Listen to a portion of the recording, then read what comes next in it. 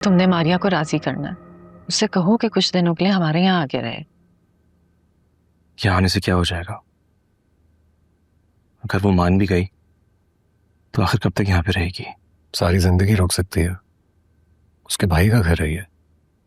यकीन करो, मारिया बिल्कुल मेरी बहनों की तरह है। मुझे पता है हमजा भाई, आपको ख्याल है उसका, इसलिए आप ये सब कह रहे हैं, लेकिन देखा जाए तो इस तरह से हम वही करेंगे जो शारिक भाई हमसे करवाना चाहते हैं। वो क्या चाहता है क्या नहीं, उससे मुझे कोई गर्ज नहीं है। मुझे फर्क पड़ता है इस बात से कि तुम क्या चाहते हो।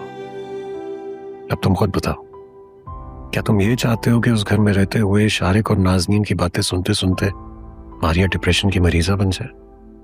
हमजा बिल्कुल ठीक कह रहे हैं अमर। मारिया अभी जिस फेज से गुजर रही है उसको जरा सी भी बात हर्ट कर सकती है, और मैं नहीं चाहती कि वो मजीद और दुखी हो।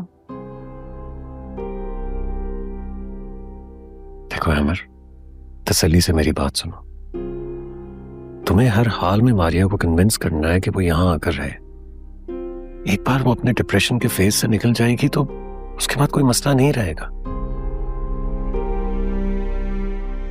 जी, मैं कोशिश करता हूँ उसे मनाने की। सिर्फ कोशिश नहीं करनी है ना, तुम्हें किसी भी तरह उसे राजी करना है।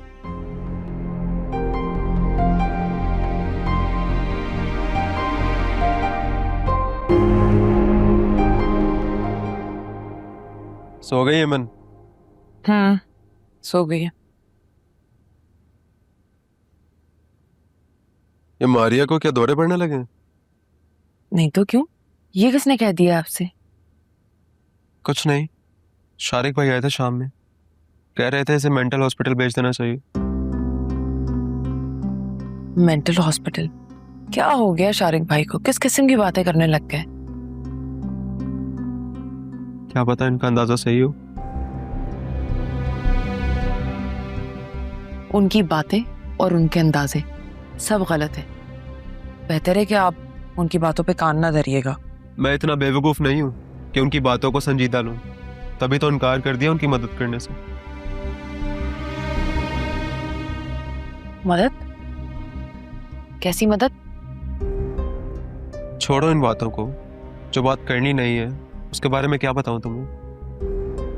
बस तुम एहतियात करो मारिया से बात करने में, बल्कि मारिया से दूर ही रहो, कहीं भाभी की तरह तुम्हें भी नुकसान न पहुंचा दे।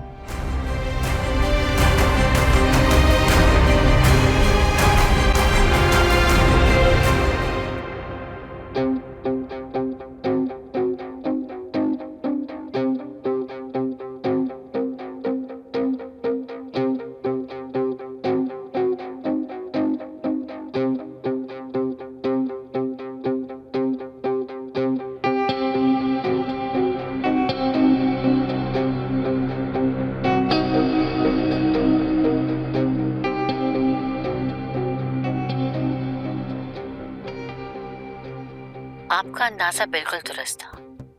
इन दोनों में वाकई बड़ी जोरों की लड़ाई हुई है। आवाजें बाहर तक तो आ रही थी, लेकिन समझ कुछ नहीं आया। पर यह कंफर्म है कि कुछ गड़बड़ जरूर है दोनों के बीच।